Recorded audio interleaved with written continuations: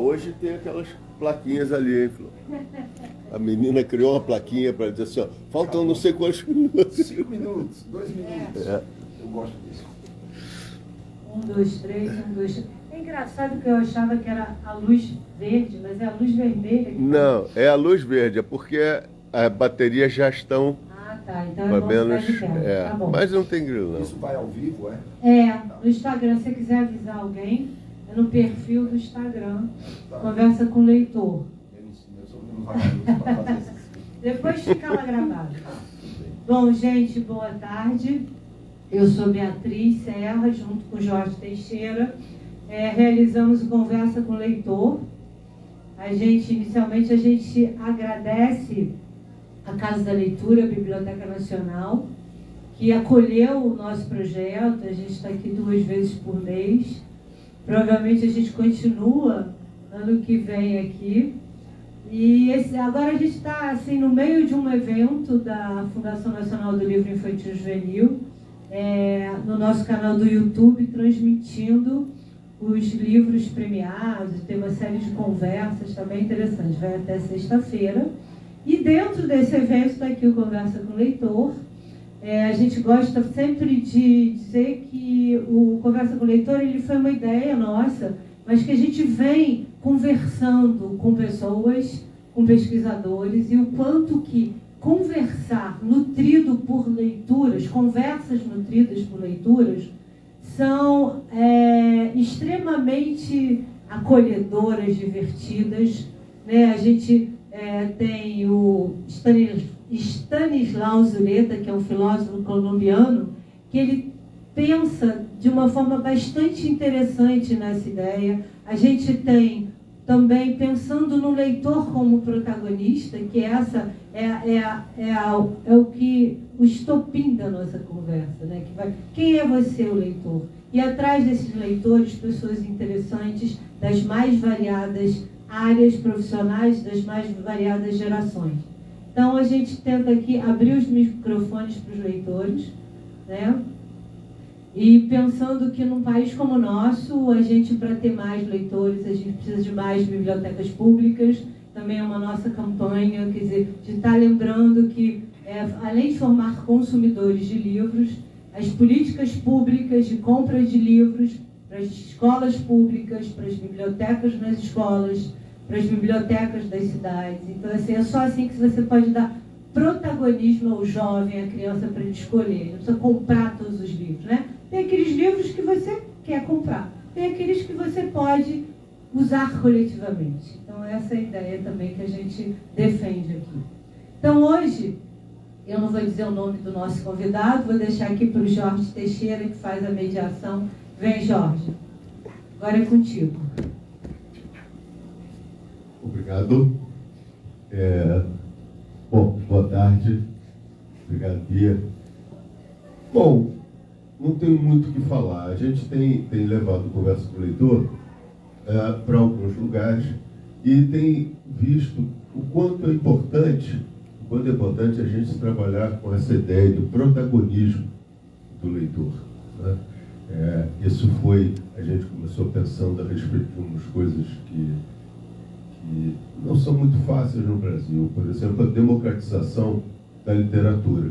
Não é possível gostar de ler sem ter acesso ao livro com facilidade. E a gente luta por isso e a gente até pede a colaboração de vocês numa campanha efetiva para que todo bairro tenha uma biblioteca pública, não só uma biblioteca comunitária, que tenhamos muitas bibliotecas. Né? Bom, mas vamos com grande satisfação, um prazer enorme receber aqui no Conversa com o Leitor ninguém menos que Braulio Tavares. Bom, Braulio Tavares eu não preciso falar muito, porque se a gente for falar aqui da biografia dos convidados, por exemplo, eu vou passar aqui horas falando da biografia do Braulio, e não é essa a nossa intenção. A gente quer conversar com o leitor Braulio Tavares, e é o que a gente vai fazer agora. Braulio Tavares, por favor. Bom, o palco é seu.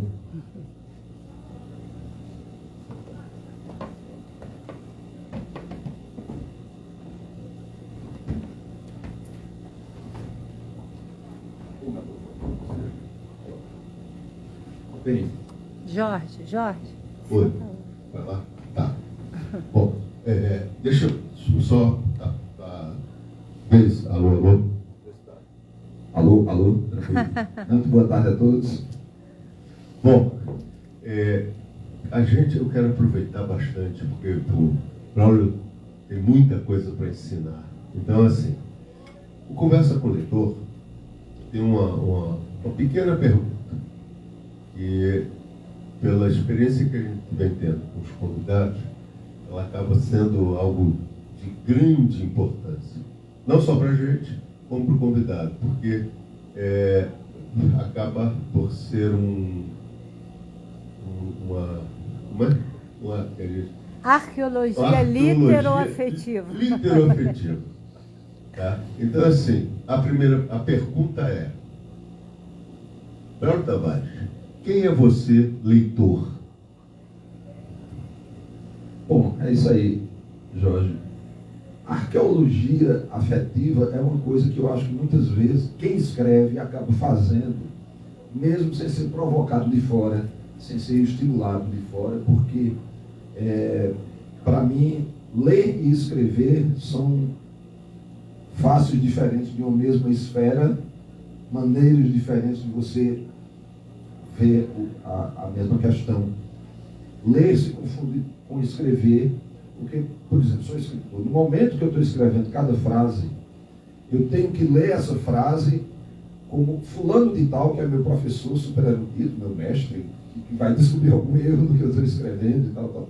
E tenho que pensar também nas pessoas de longe que não me conhecem. Como é que essas pessoas vão ler isso? Então, escrever é reler-se o tempo todo. E tentar resgatar, recuperar aquela memória afetiva das primeiras leituras, não da primeira leitura de estar decifrando o alfabeto e entendendo as palavras, mas das primeiras leituras entusiasmantes.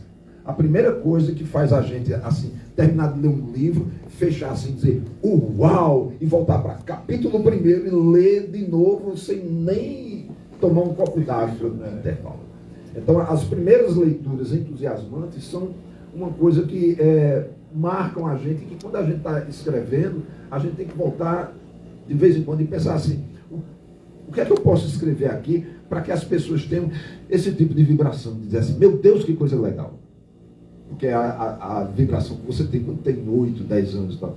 Eu me lembro de um programa, não tem nada a ver, mas tem tudo a ver, um programa que tinha com atores, tinha no canal Multishow, e uma vez o entrevistador perguntou a Harrison Ford, o nosso grande Indiana Jones, o nosso grande Blade Runner, Han Solo e tantas coisas assim, um ator que eu simpatizo profundamente. Disse a ele, quando você está fazendo um filme, e no meio da rodagem do filme você tem alguma dúvida sobre o personagem que você está fazendo, você recorre a quê? Aí ele disse, eu recorro à minha primeira leitura do roteiro.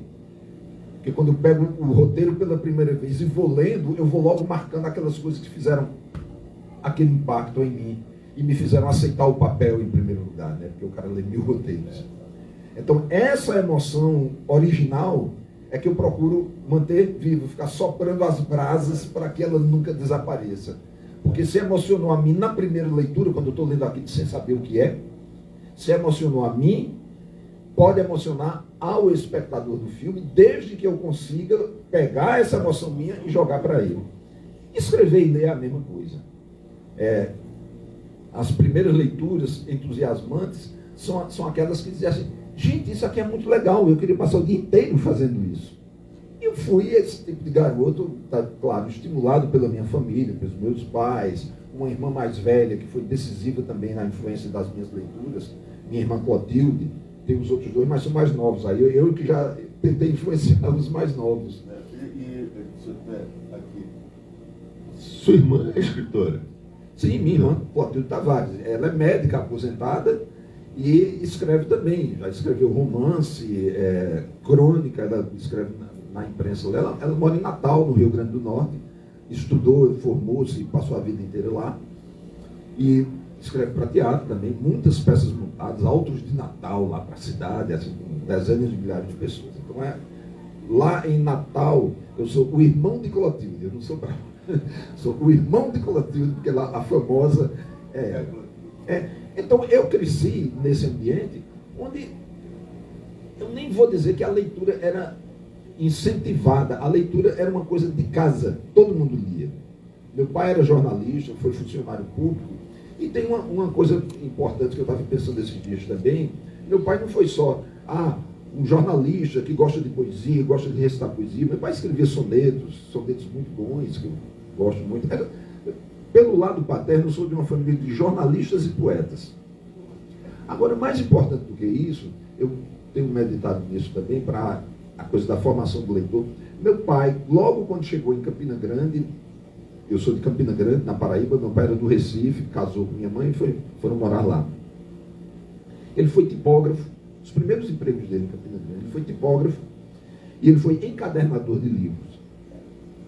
Meu pai, ainda hoje eu tenho em casa alguns livros que ele encadernou para mim, porque às vezes eu estava já com 20, 30 anos manuseando o livro em casa, ele dizia, isso é uma porcaria, como é que você deixa o livro ficar nesse estado, o livro todo estragado, todo esbagaçado, vou dar um jeito para você. E dias depois eu chegava lá e ele estava com o livro encadernado para mim. Então, o livro era um objeto. O livro não era um objeto sagrado. Era um objeto do dia a dia, como uma camisa, como uma caneta, um caderno da escola, sem o menor ritual em volta, e com afeto, um afeto que passava até por cima do respeito. Porque, ainda hoje, eu só leio o livro com a caneta na mão. Olha, isso aqui. Eu leio o livro de caneta em punho para riscar todo, e eu tenho alguns amigos que são bibliófilos, e eles se escandalizam com isso. Mas você risca o livro, isso é uma heresia, uma blasfêmia. Mas um livro é um livro, cara, é como um amigo meu, é como dar uma tapa na cabeça de um amigo. Não estou agredindo, não. Eu concordo com você, porque assim, eu também faço isso. Eu leio com um lápis, enfim, na maioria das vezes um lápis. Assim, por quê? Alguma coisa ali, às vezes, em algum momento, como eu não sou um artista, não sou coisa, e nem tenho tanto conhecimento. Mas às vezes baixa um santo, aí você fica ali, isso aqui é legal. Aí começo a escrever, e várias vezes escrevo, ao lado do livro, faço uma setinha, dizendo, isso aqui me remeteu a isso. Então, assim, faço isso em todos os livros. E passo por esse digamos, pequeno sufoco. Tem amigos que dizem assim, pô, isso não se faz. Isso é um crime. Isso está desrespeitando o livro. Não pode ser. Não, só uma coisinha. Isso é uma conversa do leitor com o livro, né? Você está ali conversando. Pois é, a Bia chegou nesse ponto, né? Porque assim, é a sua conversa com o livro. Eu estou conversando com ele, o cara está me dizendo algumas coisas, eu estou precisando responder. Cara, gostei demais disso que você escreveu. Eu vou usar esse argumento. É porque ele fala comigo, eu preciso responder. Preciso responder. E outra coisa, é um diálogo também com você no futuro. Porque quando eu vou na minha biblioteca, ontem à noite eu estava escrevendo um artigo e estava precisando de uma frase, uma citação que eu vi não sei aonde. Aí você vai, não é aqui, não é nesse outro. Aí de repente você acha o livro, aí está lá a frase sublinhada que eu sublinhei 20 anos atrás. Pois é. É um livro da minha biblioteca, pessoal. Um reencontro com você. Um reencontro comigo mesmo. E outra coisa que eu tenho, Jorge, é o seguinte: quando eu pego um livro para estudar, não é simplesmente ler descontraidamente, para estudar, eu sei que vou precisar desse livro futuramente para uma referência de um trabalho, de tudo. Toda vez que eu vejo uma coisa importante, eu digo, vou precisar disso um dia. Eu sublinho, anoto e vou lá na última página, que é em branco, e faço o meu índice remissivo. Eu boto assim, referência a um fulano de tal e tal, página 145. Porque aí você está poupando uma tarde de busca na velhice. E isso é muito bom também, porque às vezes eu estou de bobeira em casa, sem nada urgente para fazer. Aí eu digo, esse livro aqui faz anos que eu não pego nesse livro. Vou dar uma relida porque é tão bom, tem tanta coisa bonita, um escrito até meio esquecido. Aí eu pego. Aí o que é que eu faço? Eu vou nessa última página e tem um monte de anotações. Eu vou relendo as partes que eu gostei, o que eu achei importante, 30 anos atrás. Está tudo anotado com canetas de cores diferentes, mas a página está lá. Isso aí é sensacional, cara. Eu tenho que tirar esse exemplo aqui e fazer. Eu vou fazer na maior folha, é o lápis mesmo e vai rabiscar, e às vezes aí pega uma borracha, a borracha é ruim, vai ficar aquela coisa meio manchada, não sei o quê. Eu cheguei à conclusão que é a minha forma, né, de relação com a obra. Mas fundamentalmente, como eu disse, é a minha conversa com aquele autor, mas é a minha interação, né, e a minha forma de tentar ser melhor. Aí, se me lembra ali algo, eu vou, anoto, como você fala, eu faço uma anotação, não sei o quê. E aí, se ele diz algo que eu discordo, eu assim, não, mas peraí, não, assim, isso não, vamos voltar aqui. Então, assim, todas essas anotações, como você disse, tem uma hora que eu vou lá e pego, esse índice que você faz é importante, porque, principalmente para você é um escritor, você tem toda hora o tempo. Às vezes, se eu li isso em algum lugar, preciso de uma referência, e você sabe onde está. Isso é uma loucura, porque, por exemplo, no momento, eu tenho o meu blog, que é o Mundo Fantasma. Eu cismei de escrever um artigo sobre Júlio Cortázar, que é um escritor que eu gosto demais, leio desde 20 e tantos anos de idade.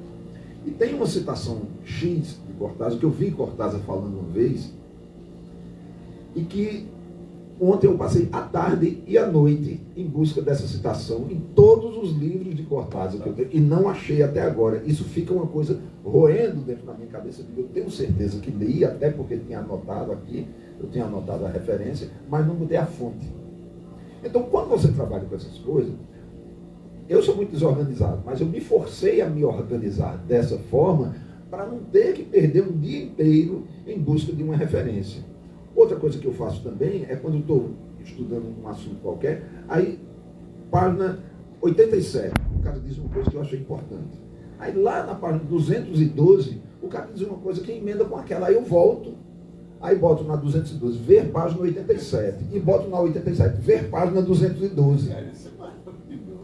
Porque isso vai me poupar tempo depois. Isso ajuda as pessoas a dizer, você tem uma memória muito boa, porque eu recorro muito a essas anotações. E quanto mais você recorre a uma lembrança, mais ela se fixa. E isso vem de encontro, uma coisa que todos os grandes escritores, como você, assim, às vezes acordam no meio da noite, assim, aí tem uma frase, está na cabeça, né? Levanta, isso é genial, levanta, vai até o quarto, um outro quarto, vai até procura uma folha, uma caneta ou um lápis, né? Senta, escreve. Aí escreve o que é aquilo, aquela frase, não sei o que, né? Às vezes vem aquela frase, vem mais uma outra, e aí acabou. Aí pega aquilo, guarda e volta a dormir.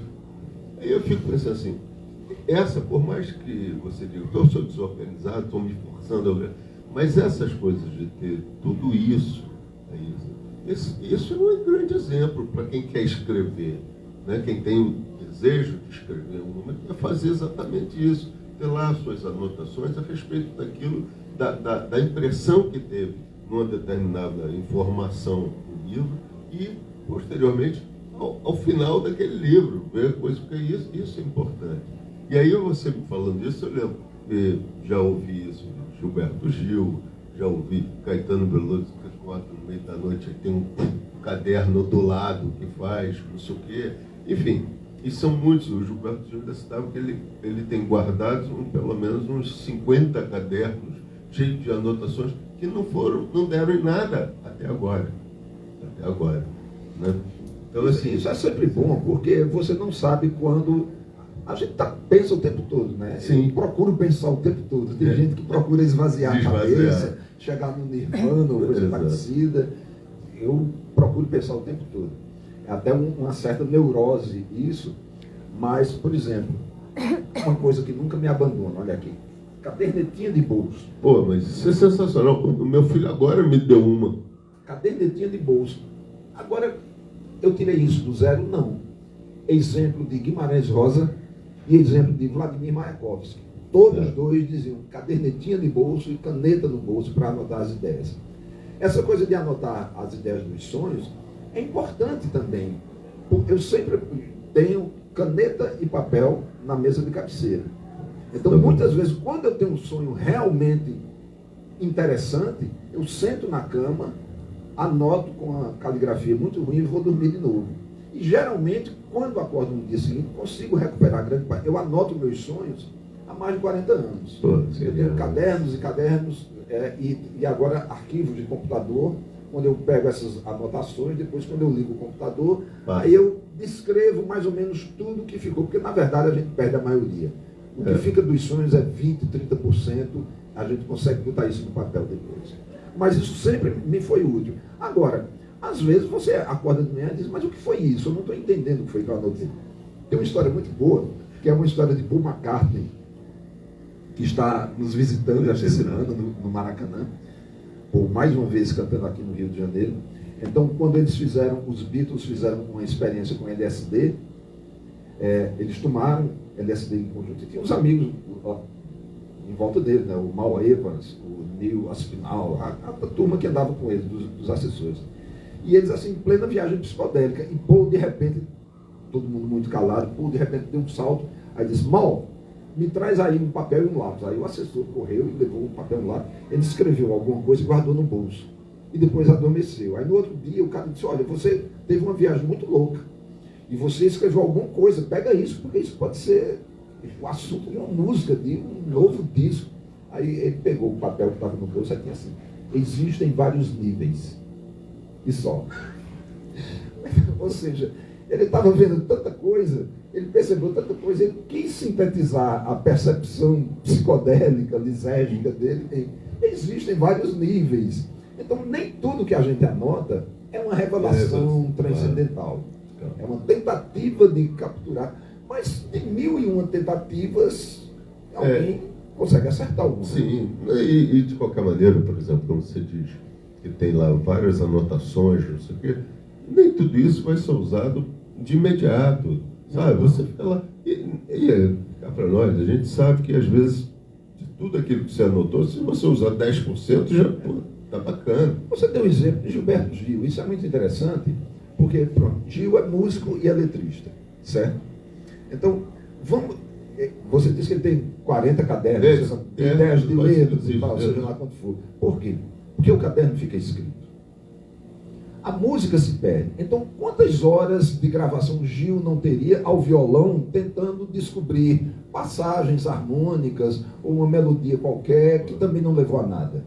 São horas e horas e horas e horas de tentativas. Aí, de vez em quando, surge uma coisa. E isso é gravado, vai para o público, é publicado em livro e tal, e todo mundo diz, é a obra. Mas a obra é também esse iceberg invisível do que não chegou a uma conclusão. Eu acho que o que a gente perde, por exemplo, com muita gente, da música, você entende também muito bem disso, é que o quanto, para se chegar, né, uma obra, finalizar uma obra, o quanto de trabalho vem por trás disso.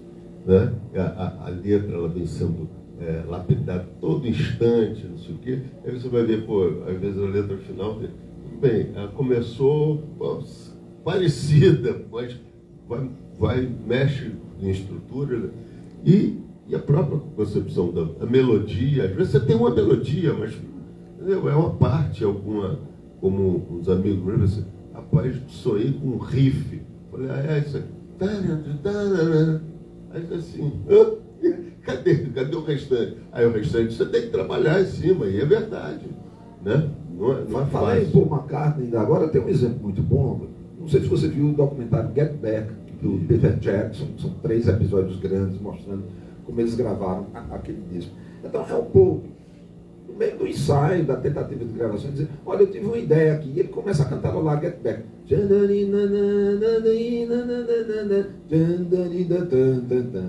Back. Então ele começa a cantarolar de maneira desituada, sem ritmo, fragmento, mas você já reconhece a música que é conhecida ali, naquele primeiro esboço. E você vai burilando, depois bota uma letra em cima, e essas coisas vão se dizendo. A gente tem centenas de ideias desse tipo. Eu fico anotando frases, anotando palavras, anotando coisas assim, sabendo que a maioria daquilo vai para o lixo. Mas, em cada momento que a cabeça foi capaz de conceber uma frase, um mote, uma ideia, às vezes um título de conto. Sim. E eu digo, olha, esse título é bom. Qual poderia ser o conto que corresponde a esse título tão enigmático e tão interessante? E eu, a partir de um título, eu escrevo um conto. Eu tenho um arquivo só com títulos. Pô, genial. Eu vou inventando. Às vezes eu sento assim, aí não estou fazendo nada, para não começar o trabalho de verdade que eu tenho que fazer, eu vou inventar títulos. Eu fico 1 ou 2 horas inventando títulos. Aí eu vejo uma janela, aí eu digo assim, não sei o que é através da janela. Aí vão pegando coisas assim e anotando. Eu tenho brincado com a Bia que a gente pega transporte de aplicativo, Uber, não sei o quê, ou pega um táxi, e aí tem sempre alguém comentar alguma coisa qualquer, eu sempre brinco com ela e falo assim, isso aí tá nome de novela.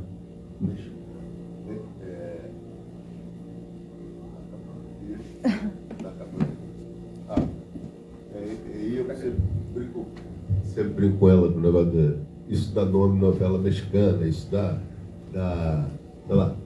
E outro dia ele estava na coisa, ele vai parar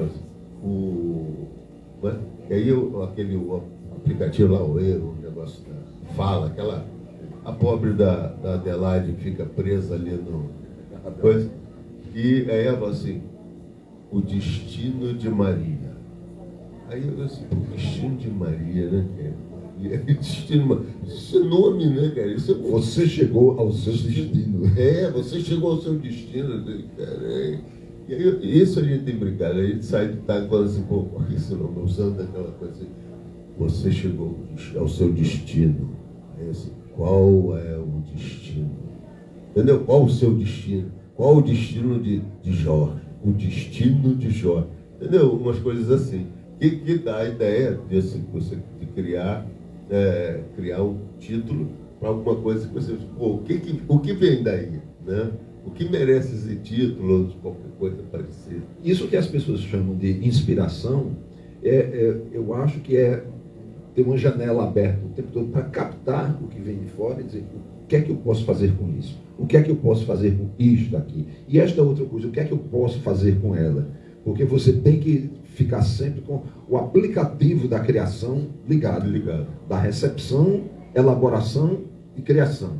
É um aplicativo e você desenvolve, ninguém nasce com isso. A gente cresce lendo. Então, voltando a essa coisa da leitura, eu me lembro que com, 8, 9 anos de idade, meus pais me perguntavam, o que é que você vai ser quando crescer?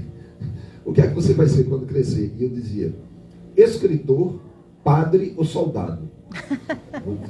Eu acho que a Igreja Católica e o Exército Brasileiro tiveram a maior sorte pelo fato de eu ter me definido como escritor. E depois, os meus amigos, quando eu contava essa história, faziam muita piada comigo. E um amigo chegou uma vez e disse, você por um triz não se tornou Santo Inácio de Loyola, que foi as 3 coisas, né? Santo Inácio era padre, tornou-se soldado, né? A Companhia de Jesus era uma companhia militar, e escritor também, escritor de muito prestígio dentro da literatura religiosa. Então, mas a coisa de ser escritor, para mim, era um impulso muito natural que eu sinto ainda hoje, até diante de coisas inacessíveis. Por exemplo, não sei pintar, desenho mal, mas quando eu vejo uma imagem bonita, assim, eu queria fazer uma coisa bonita como essa. Quando eu vejo, eu tenho vontade de fazer algo parecido com aquilo. Então, acabei me metendo em um monte de outras atividades por causa desse impulso, que eu acho um impulso positivo. Eu vejo um ator no palco, eu sou péssimo ator, já fiz teatro também, sou péssimo ator. Mas eu dizia assim, como é bacana isso. Sim, eu quero fazer uma coisa bacana. Aí você faz alguma coisa para aquele cara fazer alguma coisa bacana para algum outro achar que aquilo é bacana, que é como você escreve. Exatamente. Eu quero fazer parte desse grupo de pessoas que fazem isso. Aí é com música, é com cinema, é com teatro, é com tudo. Futebol também. Eu vejo o cara fazer uma jogada, eu quero jogar desse jeito também, claro. E isso eu acho que é uma coisa que muitas vezes tem 2 aspectos aí, Jorge. Os pais que estranham aquilo, o filho que quer ser músico, o filho que quer ser ator de teatro, e barram completamente esse talento que muitas vezes o filho ou a filha tem, né?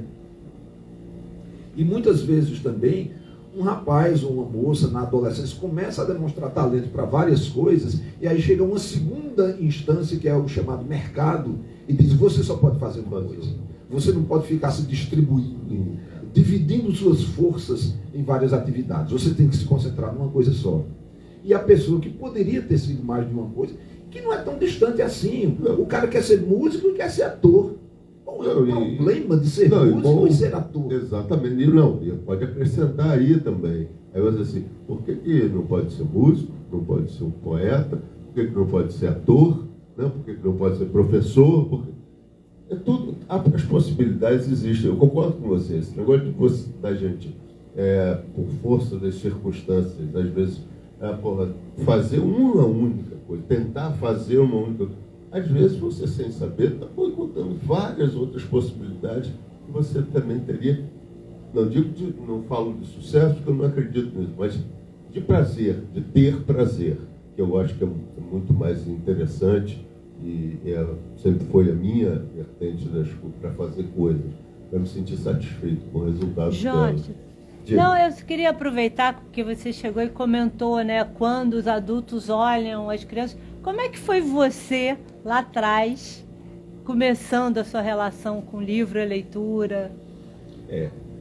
Conta pra gente do teu começo. Eu cresci numa casa onde o livro era valorizado, a leitura era valorizada, e meu pai, Nilo Tavares, seu Nilo, eu sempre chamei ele de seu Nilo, desde os 10 anos de idade, nunca chamei de papai, seu Nilo.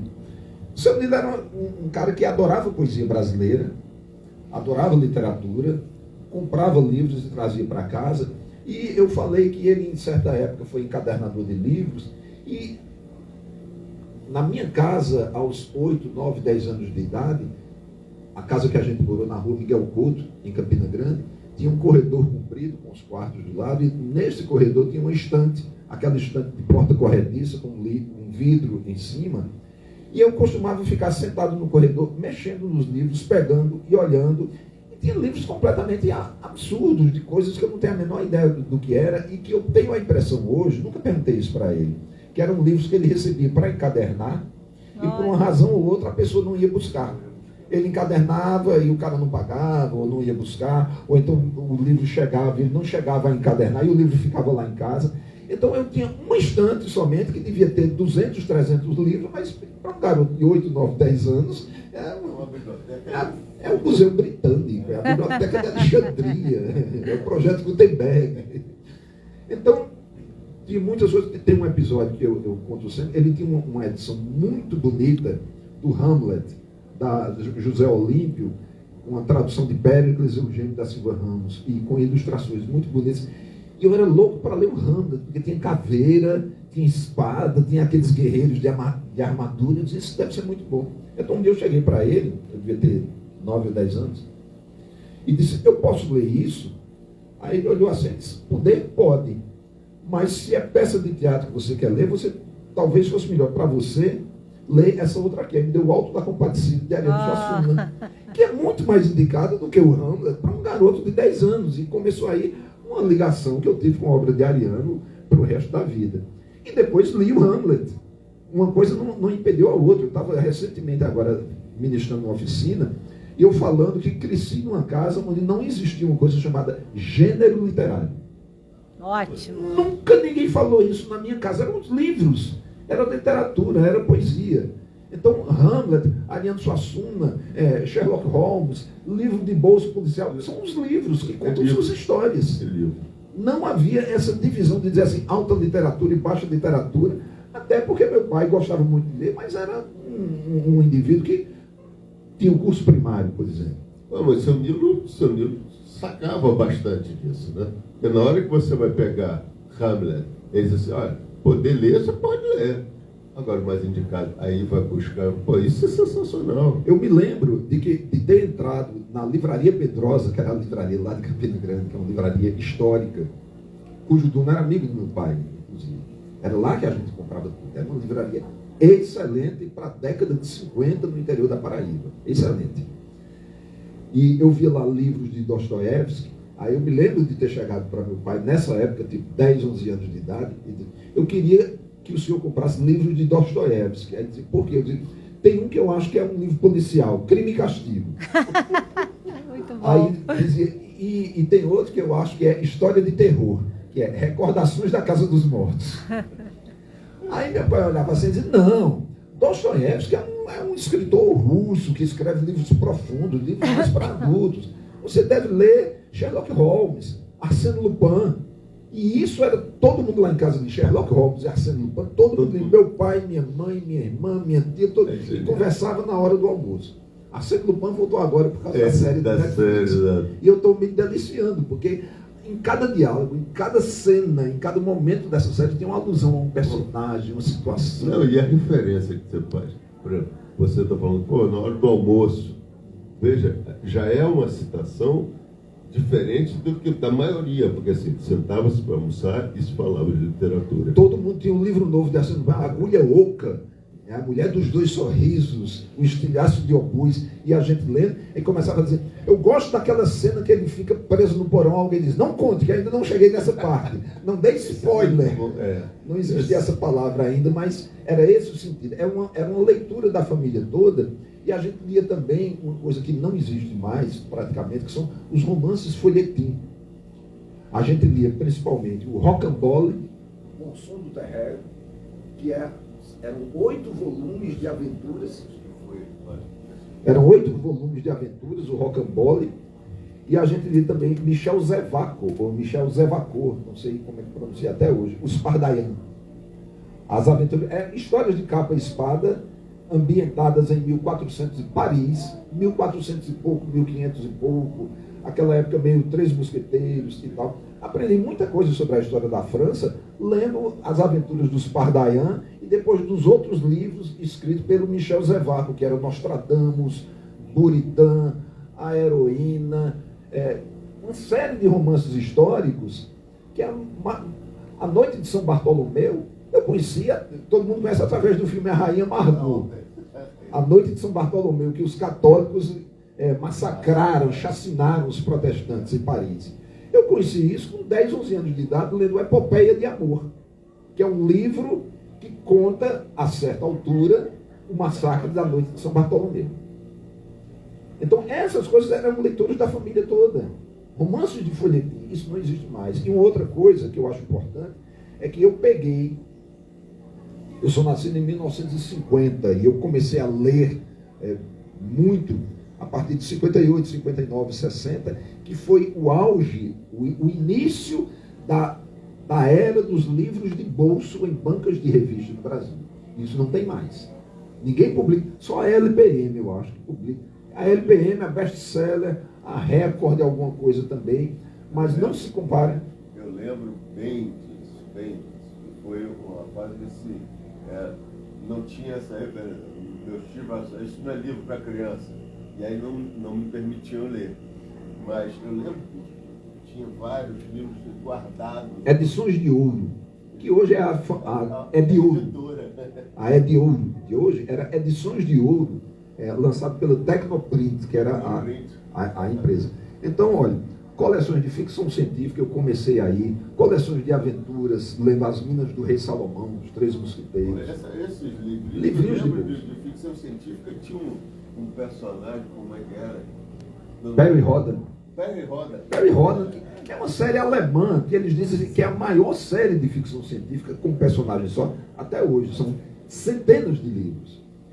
Perry Rhodan surgiu no Brasil depois. Eu comecei pela série Futurâmica, da Tecnoprint. Tinha a série Futurâmica, que era de livros de ficção científica. Tinha a coleção policial, a coleção criminal. Tinha Raffles, tinha o Sombra, tinha um agente secreto FX-18, que era Francis Copland. Tudo isso eram séries populares da França. Olha que coisa curiosa. Eu comecei a ler ficção científica não pela Pulp Fiction americana, como a maioria das pessoas, ou alemã, como era o caso do Perry Rhodan. Eu comecei a ler pela ficção científica francesa, que era traduzida aí. Essa coleção Futurâmica traduzia a série Fleuve Noir, Rio Negro, francesa, que tem centenas de títulos. E não era só eu. Por exemplo, Lenine, meu parceiro, lançou um disco chamado O Dia em que Faremos Contato, que tem várias músicas nossas de ficção científica, e ele colocou na capa do disco uma capa da Futurâmica. Exatamente. Que eu dizia, cara, você tem esse livro porque eu tenho o mesmo livro com uma capa diferente.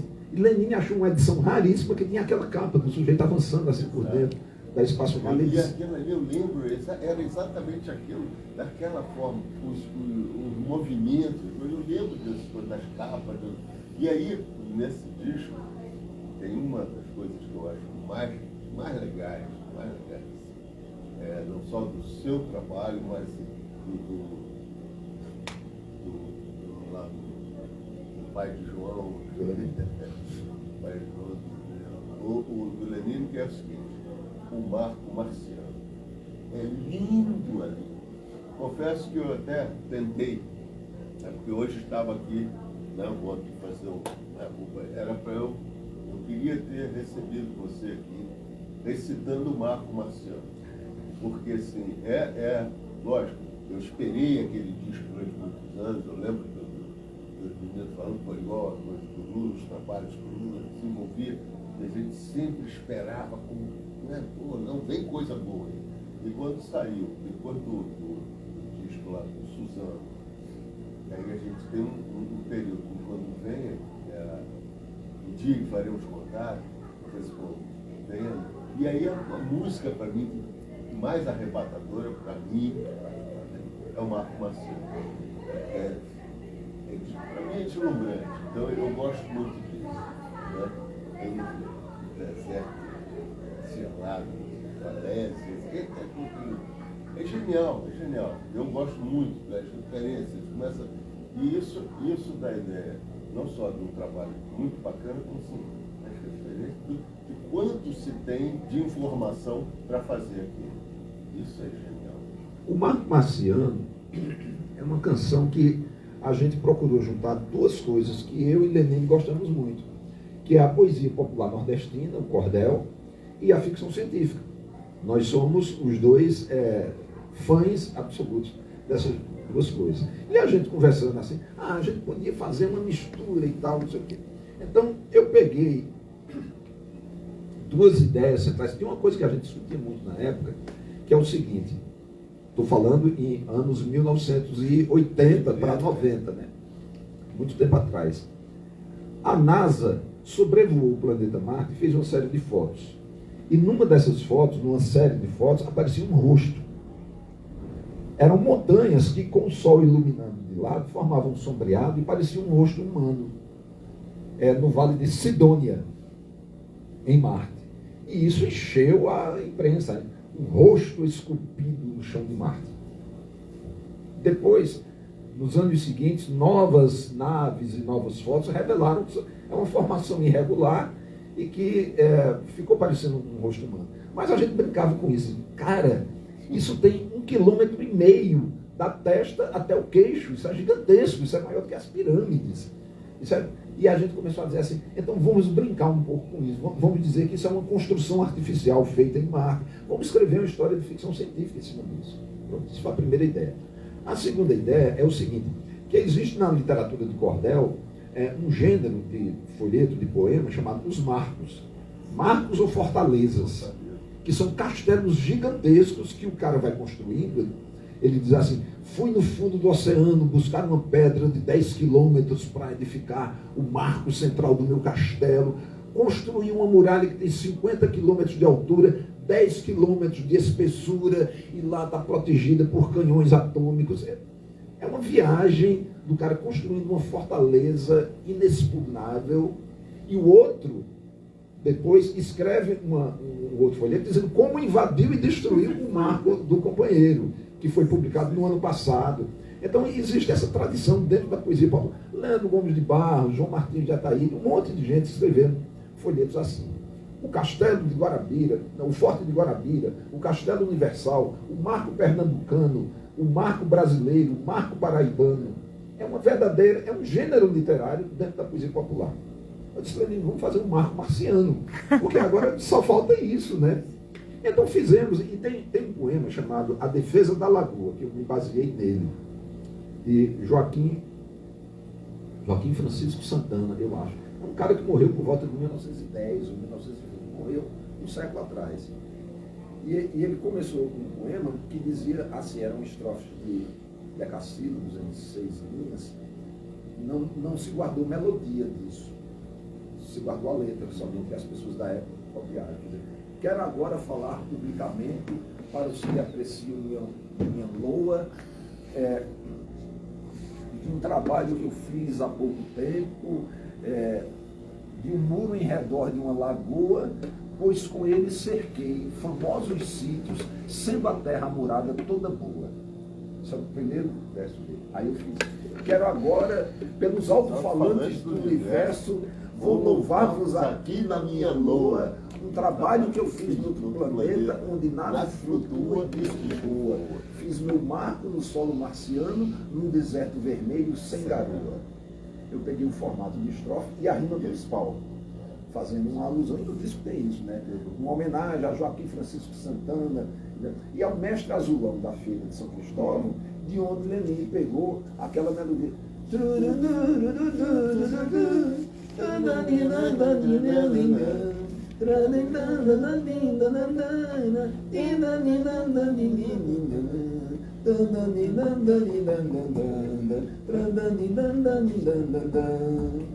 Essa melodia da viola de azulão, Lenine pegou de um disco, um vinil que ele tinha.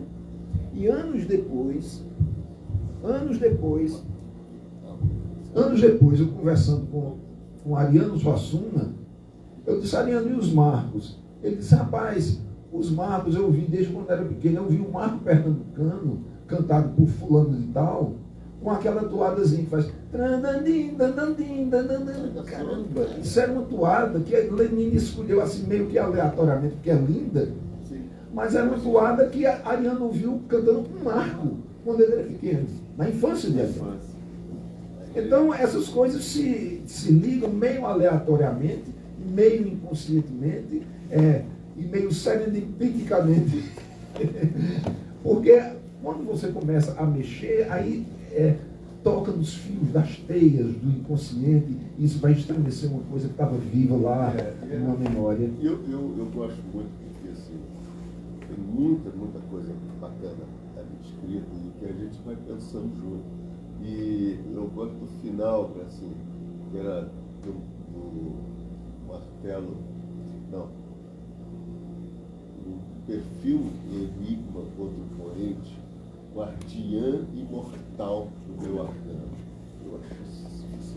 Que é o que eu falo às vezes da literatura, que mexe, né? Você pega o livro, você lê um pouquinho, você para, aquilo fica, e você, o livro está lá, você tem mais coisa, mas aquilo ali é importante para que você fique pensando a respeito e pode parecer para alguns que você, parou, não valeu. Não, aquilo ali já foi importante para você recomeçar com outra coisa na cabeça e vai em frente. E as ideias. Mas volto a dizer que assim, gosto muito. Enfim, é genial, né? A letra é bacana, a música é sensacional. Assim, para mim, lógico que eu também não vou ser. É um disco sensacional, como várias outras composições que você tem com o Lenine, com outras pessoas, que são bacanas. Mas essa eu tenho, digamos, um carinho muito grande. Ela me leva para uma viagem assim, juvenil, entendeu? E a produção avisando ali, a produção avisando 20 minutos, eu nem ficamos aqui. Mas eu vou cortar um pouquinho para a gente ver o seguinte. Dessas obras, desse período todo, quais as obras foram marcantes para o pequeno Braulio pensar assim, eu sou um leitor e eu acho que eu quero enveredar por aí? Não vou citar muitos nomes aqui, mas eu sempre li muito gibi. Gibi de cowboy, gibi de aventuras, gibi de Walt Disney, Bolinha e Luluzinha, que eu adorava, gibi de super-heróis, Batman e Super-Homem, principalmente, eram os dois que eu mais gostava. Então, sempre li muito isso, misturado com Machado de Assis e Zé Lins do Rego, que é, por ser paraibano, era uma leitura obrigatória lá em casa também. Agora, importante, a obra inteira de Monteiro Lobato, do Pica-Pau Amarelo, tudo, todos os livros do Sítio do Pica-Pau Amarelo, eu li certamente mais de 50 vezes. Todos, sem exceção. A obra completa de Malba Tarran, que era o nosso escritor paulista, Júlio César de Melo e Souza, que era professor de matemática, que escrevia como um heterônimo árabe de 1300 e não sei quanto. Li tudo. O livro famoso dele é O Homem que Calculava, que são divertimentos matemáticos. Você tem a ideia como é essa coisa da obra, né? Que as pessoas talvez não tenham ideia, são autores. Não, a obra é tão importante que eu agora estou com um homem que calculava, estou levando para minha sobrinha neta, que tem 10 anos, eu vou dar para ela agora. Esse livro é maravilhoso porque o amor que eu tenho pela matemática, quando eu fui sempre um péssimo aluno, se deve a esse livro e a coisas que eu li depois de Malba Tarran e de outras pessoas que escreveram divertimentos matemáticos, quebra-cabeças matemáticos, a matemática divertida e curiosa. Isso eu sempre gostei. As aulas de matemática eu sempre achei terríveis e nunca consegui, porque não entendia o que eu estava fazendo. Eu ficava fazendo aqueles cálculos sem saber o que estava fazendo. Então, Malba Tarran foi muito importante também para me dar um afeto muito grande pela cultura árabe, de um modo geral, as 1001 Noites, as narrativas árabes, a literatura oral, que é importantíssima. Então, a coleção de Monteiro Lobato tinha toda lá em casa. 1000 Histórias Sem Fim, Aventuras do Rei Baribê, Lendas do Deserto, O Céu de Alá, Minha Vida Querida, Lendas do Povo de Deus. Tudo isso eu li e continuo lendo. Sim. E foram importantíssimos na minha formação. Acho que foi, né? Na verdade, vê aí esse, porque ele está no final, que eu não achei outra bateria. Tem problemas falacionalmente assim? Não, eu acho que não tem não, Jorge. Tá? Vocês vão editar depois. Não, eu tentei chegar para frente. Aqui também tá. Não, está ao vivo. Não Então, tem edição. Nós estamos na ineditável vida. É mais divertida. Agora, outra coisa também, autores importantes também. Quando às vezes as pessoas dizem, qual é o seu autor favorito? Aí perguntam assim, é Jorge Luiz Borges? É Philip K. Dick?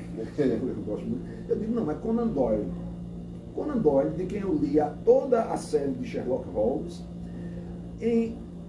Na década de 50, a editora Melhoramentos publicou uma coleção das obras de Conan Doyle, 26 volumes. Eu li todos, e tenho todos até hoje. Não os mesmos exemplares, que eu recomprei depois nos secos, mas eram 9 volumes da série de Sherlock Holmes, 8 volumes da série de ficção histórica e 9 volumes de contos e novelas fantásticas, onde está a ficção científica dele, que é tão boa quanto Sherlock Holmes. E os romances históricos eu acho até melhores do que Sherlock Holmes. Porque Doyle era um grande estudioso da história da Inglaterra e da França, e alguns dos melhores livros dele são sobre a França napoleônica. Tá agora o sucesso do filme Napoleão aí. Ele tem um livro chamado Reminiscências de um Império, o Tio Bernac, que é a história de um oficial francês que, por uma série de acasos, torna-se próximo de Napoleão. Então tem 2 ou 3 capítulos em que ele descreve o rapaz dentro de uma tenda de combate, vendo Napoleão discutir com os seus generais. E depois com a imperatriz Josefina. Então, e ele diz depois, eles li dezenas de livros sobre Napoleão para escrever esses capítulos e considera das partes mais bem escritas do livro. E você vê o que é um líder irascível, que se influencia com rapidez e ao mesmo tempo perdoa com rapidez, que sabe distribuir tarefas, que diz o que está pensando na frente dos seus subordinados, fica todo mundo calado, olhando para um lado, olhando para o outro, que eu achei parecido com aquela famosa cena do Hitler, que aparece no YouTube. Só que ali é um Hitler completamente alquebrado, delirante, esquizofrênico, paranoico, sei lá o quê, sem contato com a realidade. E Napoleão era justamente o contrário. Era um cara que tinha uma percepção da realidade superior à dos outros. Era como se fosse um cara de hoje, naquele tempo. tendo o conhecimento estratégico de tudo. Eu li um capítulo uma vez sobre Napoleão, memórias dos generais dele, dizendo que depois de uma grande derrota, ele disse, não tem problema essa derrota. Eu vou mandar os meus exércitos, eu preciso de uns 6 ou 8 meses para mandar a tropa de fulano para tal lugar, a tropa de ciclano que está em tal lugar para ali, não sei o que lá, e eles vão me cercar em tal ponto, e eu vou fazer isso, isso e isso. Aí o cara diz assim, ele descreveu a batalha de Austerlitz 1 ano antes. E aconteceu exatamente o que ele estava prevendo. Ou seja, era um cara que tinha um contato com a realidade. Eu tenho muitas críticas a Napoleão, não tenho muita simpatia política pelo militarismo, nem por esse tipo de imperialismo, mas eu admiro a cabeça estratégica. Claro. Então, para mim, Napoleão era uma espécie de Stanley Kubrick. Entende? Um cara que bolava tudo e dizia, faça isso e não se preocupe, eu me responsabilizo pelo resultado final. Então, essas leituras são muito importantes porque não é só a coisa de contar a história, é de dizer a um garoto de 10 anos o que acontecia na Batalha de Waterloo. Vitor Hugo me contou a Batalha de Waterloo em Os Miseráveis, que ele tem 30 ou 40 páginas maravilhosas descrevendo a Batalha de Waterloo. Eu reli agora, há uns 2 ou 3 anos, o Corcunda de Notre Dame, que eu li nessa época também, e eu não acredito que eu li isso com 14 ou 15 anos, já era um pouco mais na frente. Que é um livro maravilhoso. É um livro gótico, barroco, histórico, maluco, delirante, contando uma cidade que parece uma cidade de ficção científica. Parece aquela cidade de fantasia meio medieval. Agora, completamente delirante. Eu disse, cara, eu constatando isso hoje. O Vitor Hugo escreveu o Corcunda de Notre Dame com 29 anos. Quem é que você conhece com 29 anos no mundo de hoje, não é no Brasil, não, capaz de escrever um livro daquela dimensão, daquele gigantismo? Então, essas leituras são muito importantes, porque, não vou dizer assim, é o melhor livro, é o melhor escritor, não. São as leituras que mostram para a gente até onde a literatura pode chegar, até onde a palavra escrita, a história contada, pode ir longe. Você dizer assim, cara, o mapa é muito grande e o mapa é meu. Quando o cara me mostra o horizonte, é como se dissesse assim, você pode ir até ali. Depois eu não sei mais o que tem. Mas eu estou te mostrando até aquela montanha lá no fundo. Tudo isso é teu. Esse mundo é teu. Vai-te embora. Eu gosto disso também, dessa possibilidade de ir. Você vai-te embora. Dessa maneira, percebo que a gente tem que fazer isso. E tem que dar essa animação para filho, para quem não está aluno, que é isso, ó, tá aí. Vai, acredita que tem espaço para você. Pega o livro e lê. É isso que você tem que ter livros em casa. Aí a gente vai chegar para o Brasil, que não tem dinheiro para ter livro. Exatamente. Eu estou com essa idade, eu estou com essa posição social de escritor, a responsabilidade do escritor. Eu compro muito mais livro em sebo do que em livraria. Porque numa livraria eu entro, aí com 60 ou 70 reais eu levo um livro. Eu quero ler o Corcunda de Notre Dame, eu vou gastar 60 ou 70 reais. Claro. Se eu entro num sebo, eu saio com 6 ou 7 livros. O brasileiro não tem direito. Eu vi essa semana, Jorge, um estatístico, não sei, acho que é confiável, porque é um site de pessoas que estudam isso, que no Brasil existem 25 milhões de compradores de livros. Compradores habituais, mesmo que não comprem muito, mas são pessoas que gostam do livro e sempre que podem compram um livro. 25 milhões. Eu acho esse número sensacional. Eu diria que era 1 milhão de compradores de livro no Brasil. Então eu fiquei eufórico, eu abri uma cerveja e fiquei andando dentro de casa, fazendo planos. Claro, já é um universo, assim, um universo de 200 e sei lá quantos, 20, você tem 25 milhões de mais de 10%. Mais de 10%. Mas assim, porra, bacana. Mas aí vem de encontro com aquilo que eu estava falando com você anteriormente, e que a gente tem discutido muito.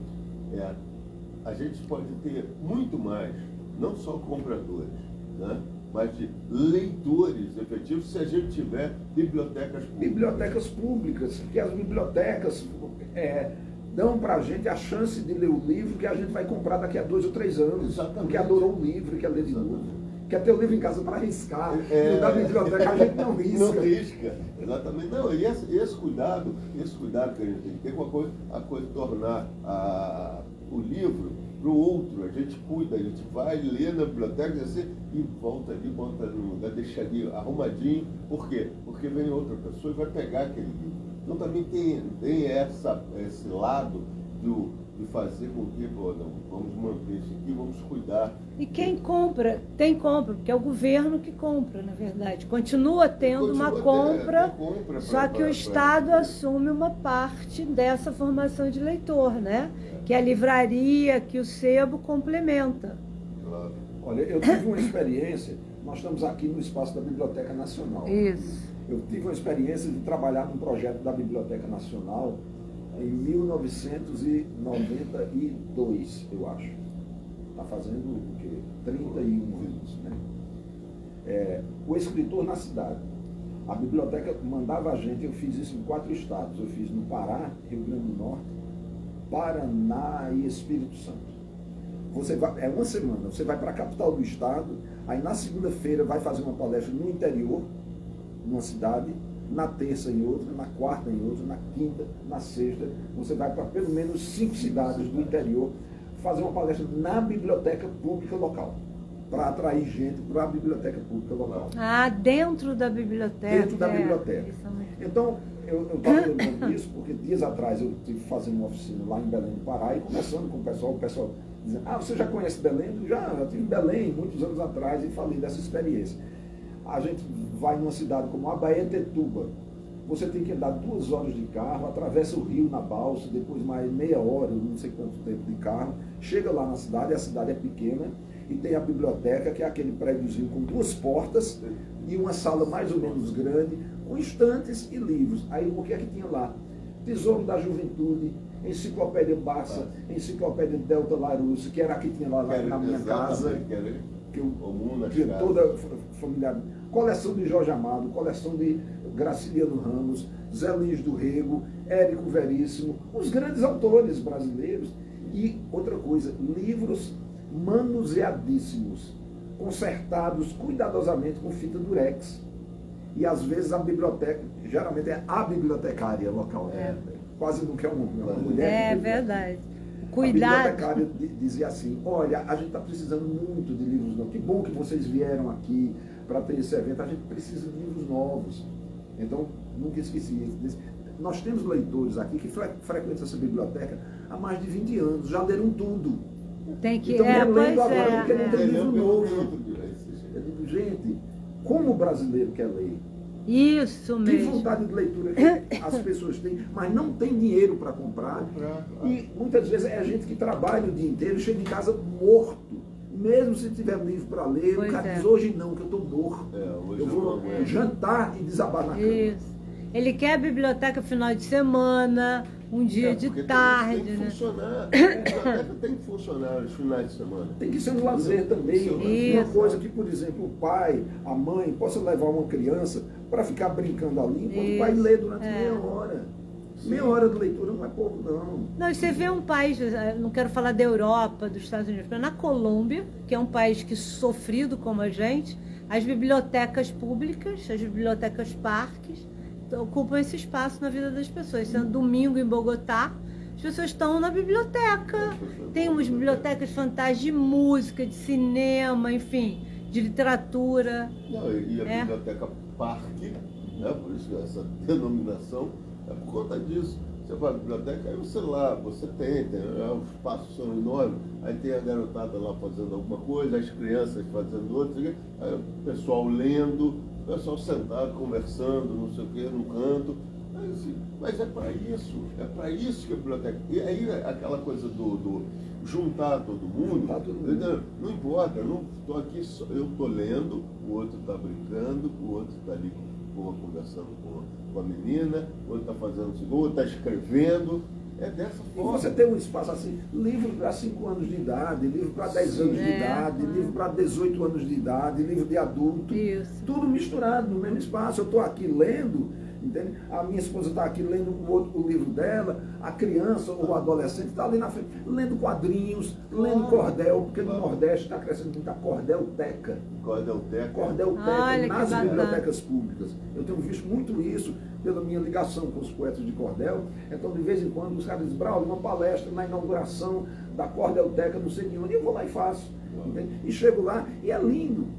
Porque o cordel tem a vantagem que é bem pequenininho, né? Então, num estante aqui do tamanho desse cavalete, aqui você bota 500 folhetos de 500 títulos diferentes e cabe tudo ali. E pode fazer os varais, né? Varais, isso, a linha esticada, assim, com os folhetos em cima.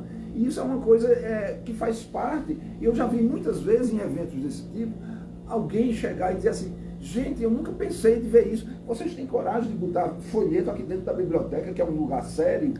Aí eu disse, claro. E muitas vezes é ao lado da quadrinhoteca, ou gibiteca, né? Eu digo aqui, o gibi, o cordel, tudo isso é leitura. Tudo isso é literatura, no sentido mais amplo. Tem uma narrativa, tem qualidade. Isso é uma coisa que a gente tem discutido bastante, que é literatura. Literatura, literalmente faltam 5 minutos a produção, né? Mas literatura, por que eu vou literatura é infantil, literatura cordel. Literatura, companheiro, vamos lá, a gente tem que estar aí para saber que essas coisas existem e são possíveis. E só na biblioteca você pode ter isso. Um ao lado do outro, é como você vai num restaurante aquilo, num self-service, claro. Aí tem assim, feijão mulatinho, feijão preto, não está direcionando você nada. Isso aqui é isto. O que é isso aqui? Gibi do Batman. O que é isso aqui? Livro de Vitor Hugo.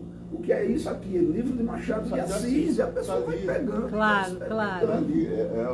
É a história do Zuleta, da escadinha. A escola acaba criando uma escadinha que na verdade não tem, né? Você mesmo estava contando a tua infância. Você vai lá, curioso, alguma coisa vai te pegar, não importa a sua idade, enfim, até essa liberdade. Isso até me lembrou que a gente estava uma vez conversando aqui com uma professora e ela contando que ela, numa família que tinha biblioteca, que o pai lia, a mãe lia, não sei o quê. E o grande barato que ela engatinhava, não sei o quê, né? E tinha livros na altura dela. Ela pegava um livro e ficava... não importava o livro. Aquele livro ali, a mãe pegava, você quer, vou ler para você. Aí abria o livro e ficava lendo. Aí ela diz assim, eu fui alfabetizada ouvindo com Dostoiévski, Machado de Assis, né,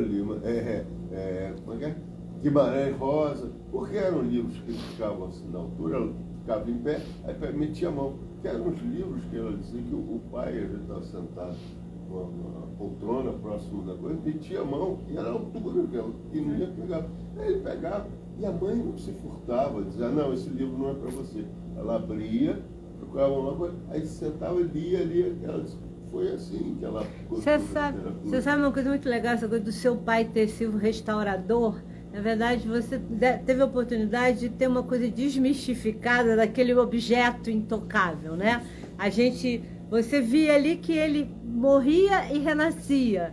A gente geralmente tem uma relação com o livro, aquele objeto que eu não posso acessar, que criança não pode pegar, né? Não pode. E eu posso chegar lá e dar nova vida. É muito boa essa tua experiência, né? Eu tenho ainda hoje em casa livros que, imitando meu pai, eu com 14, 15 anos, eu comprava muito livro no sebo já, né? Porque garoto, adolescente, juntava o dinheiro do ônibus para comprar livro no sebo. E andando, andava. Andando muito a pé, ia para o colégio e depois voltava a pé para economizar. Só que o livro muitas vezes vinha estragado, perdia a capa. Aí o que é que eu fazia? Eu pegava uma folha de papel tamanho ofício, botava assim em volta do livro, cortava, colava por cima e escrevia com minha letra assim. Então ainda hoje eu tenho o Tesouro de Tarzan. É um com a sua caligrafia. Com a minha caligrafia. É muito bom. É uma capa que eu mesmo fazia, porque eu via meu pai encadernando lá em casa até muito tarde. Assim, meu pai tinha uma prensa, aquela prensa que gira, assim, aquela coisa para pressionar o livro e encadernar. Nunca aprendi, isso é uma coisa que eu me arrependo de não ter pedido a meu pai, quando eu tinha 20 anos, 30 anos, me ensina aqui como faz, ele ensinaria com todo prazer. Claro. Mas como eu sempre fui desajeitado para trabalhos manuais, eu nunca me encorajei a pedir. Mas meu pai sempre teve prensa de encadernar no quarto dos fundos e tinha um mimeógrafo a tinta, aquele do stencil, que você roda assim. Ele fez muito trabalho, ele ficou desempregado. Ele fazia boletins para um monte de coisa lá que tinha na cidade. Você não quer que eu faça? Ele escrevia, datilografava, rodava e pregava os boletins e com isso pagava o aluguel, fazia uma feira e tal. Eu ajudei muito a ele a rodar essas coisas. Eu batia muito extenso também, que é outra coisa. Desde os meus 12, 13 anos de idade, tinha máquina de escrever lá em casa. A máquina de escrever era uma coisa, era como um telefone. É verdade. Eu não concebia uma casa sem uma máquina de escrever. Às vezes eu ia na casa de algum colega meu, fazia um trabalho, eu dizia, não, a gente pega aí a máquina e passa limpa e dizia, que máquina? Aí eu dizia, cara, só tem máquina de escrever na minha casa. Não tem na casa de todo mundo, né? Não, essas referências são muito legais. Né? Porque, por exemplo, eu lembro disso falando no telefone, tem máquina de escrever. Pois é, na minha casa, em vez de ter uma Bíblia, tinha um dicionário. Meu pai explicava que aquele negócio de ter uma Bíblia aberta, tem uma Bíblia aberta, não sei o quê, aí tinha um dicionário ali. A produção está falando ali, mas eu não vou ser... Porque a gente tem um horário de fechar cada leitura. Bom, antes de qualquer coisa, de finalizar aqui, queria agradecer muito pela oportunidade, queria agradecer pelo carinho de você ter arrumado esse tempinho aí na sua agenda para conversar aqui, conversa com o leitor. Quero deixar aqui já adiante um convite para você voltar quando quiser. Entendeu? Ô Jorge, só uma coisa, sabe que tem aqui o livro, que a Casa Onde está aqui, tem livro do Braulio, quem ficar curioso.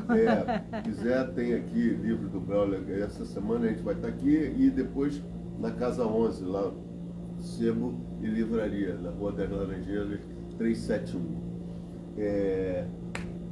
Dessas coisas, a gente falou de literatura. Como está o Braulio leitor nesse momento?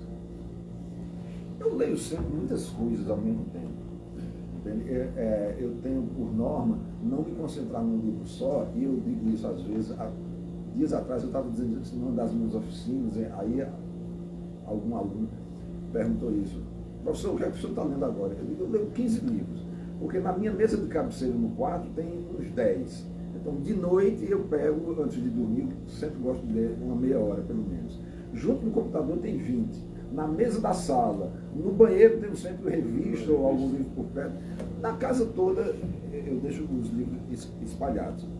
Eu sou forçado a ler muitas coisas por causa de trabalho. Então, no momento, eu estou escrevendo uma série de televisão para o ano que vem sobre Ariano Suassuna. 4 episódios para uma produtora do Recife, a 3 Brasis. Então, a gente está na fase ainda de pesquisa, de juntar o material. Então, eu estou lendo muita entrevista de Ariano, muitos textos de Ariano, os livros de Ariano que eu já tenho, de outros trabalhos anteriores que eu fiz. E a gente está naquele momento de chegar assim, como se fosse dia de um gigantesco supermercado e escolher as coisas que vai levar para casa. Então, isso é muito bom, que eu estou amarrando todas essas leituras. Tenho lido também o que eu chamo assim de literatura próximo do fantástico. O Ítalo Calvino, é um cara que eu gosto muito. Adoro. Eu estou lendo agora aquela série dos nossos antepassados, que tem o Visconde Partido ao Meio, aí tem o Cavaleiro Inexistente, gostei demais desses dois, e agora estou começando a ler o Barão sobre as Árvores, que é o cara que monta nas árvores, sobe nas árvores e não desce mais. Então o Calvino, eu acho que tem uma coisa muito parecida, uma coisa latina, muito parecida com o brasileiro, onde a leitura do fantástico, o modo como o fantástico ocorre na vida real, é muito diferente da ficção científica americana, inglesa, alemã. Agora falando, eu como Cavaleiro Inexistente, não sei, pode ser um delírio meu, mas agora você falando, assim, tem um quê de armorial ali sem dúvida. nós temos uma idade média em comum, né? Os povos latinos temos alguma coisa em comum. Ariano Suassuna, por exemplo, ele sempre dizia isso. Ele dizia, eu me identifico com os povos latinos e morenos, e não com os povos nórdicos e louros. Uma vez, a gente conversando assim, ele elogiou Lawrence Durrell, o Quarteto de Alexandria. Eu disse, é interessante, Ariano, você mencionar isso, porque você parece que tem uma birra com os escritores ingleses, nunca fala de quem escreve em inglês. Ele disse, mas eu me referi ao mais mediterrâneo dos escritores ingleses. E realmente, Lawrence Durrell, Alexandria, Grécia e tudo mais, era um escritor mais mediterrâneo, mais do mar Mediterrâneo do que da Inglaterra.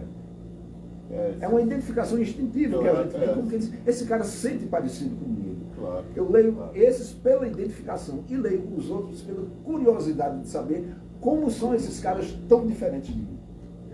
Isso é sensacional. Ítalo Calvino está fazendo 100 anos, né? É o meu escritor preferido, Exatamente. Esse ano eu li várias coisas sobre ele, escrevi algumas coisas sobre ele também, peguei esses livros para ler, porque eu digo, é um cara que é publicado no Brasil, a Companhia das Letras traduziu tudo dele, as Cosmicômicas, o Viajante Cidades Invisíveis. Tudo. Adoro. E aquele livro dele que eu acho maravilhoso, que são 6 propostas para o próximo livro. Ah, nossa, aquele é todo marcado. Eu estou, inclusive, pensando em fazer uma oficina. Eu faço oficinas de 5 aulas, às vezes, porque de segunda a sexta. Então, as 6 propostas dele são 5, na verdade. Ele morreu antes de concluir. É verdade. Aí eu estou pensando em organizar uma oficina de 5 dias sobre as 5 propostas de Calvino com ilustrações da literatura brasileira, por exemplo. E estou preparando agora um curso online para a Estação das Letras, daqui do Rio. Sim. Que são cursos online, são cursos pagos, né? Mas que a gente faz toda sobre poesia de prosa e prosa de poesia, mostrando a aproximação entre as duas coisas. Que dentro da literatura de prosa existe muita linguagem poética e dentro da poesia existem muitos artifícios da linguagem da prosa. Como, por exemplo, contar uma história. Ô Braulio, a gente na Casa 11, tem alguns, já somos 100 e poucos, a gente está querendo fazer uma conversa sobre o Ítalo Calvino, um curso, uma oficina, a gente podia combinar isso para o ano que vem? Podemos pensar assim. Pois é, não, se você é um... para que eu leia os que eu não li ainda. Então, a gente estava conversando com a Ana Malé, que é uma das sócias, e a gente falou, vamos procurar alguém para dirigir uma oficina, um curso sobre o Calvino. Os leitores, né? A gente pode combinar, Podia então. Podia ser essa coisa das 5 propostas, né? Sim. Faria 5 Pois dias, Acho que isso é ou sucessivos, ou semanas. Não, pode ser. Olha, não, vamos vamos, com Eu gosto certeza. muito da cabeça dele e do modo de pensar dele. Então, ontem, curiosamente, eu vi que ele tem uma parceria com o Rúlio Cortázar. Um livro de experiências de vanguarda com 5 ou 6 autores, inclusive eles dois trabalhando na mesma narrativa. Eu sempre achei parecidos os dois, né? Mas não tinha nenhuma interface e descobri ontem à noite essa interface. Olha, É um tá livro vendo? que eles dois colaboraram juntos. Ah, então, vamos costurar isso. Que bom estar aqui ouvindo você falar isso. Bom, então, Braulio, eu queria mais uma vez agradecer muito a oportunidade, reiterar aí que Conversa com o Leitor está à sua disposição, entendeu? E queria agradecer por tudo que você tem feito até agora, pelos leitores, tudo que você tem escrito e pelo pessoal que bota o disco para tocar, aí daqueles ainda que ainda bota lá o disco e fica inicial. O pessoal que ouve você ainda. Muito obrigado. Eu que agradeço. Muito obrigado. Prazer enorme. E volte a hora que quiser. Até breve. Obrigada. Obrigado, meu velho. Muito obrigado.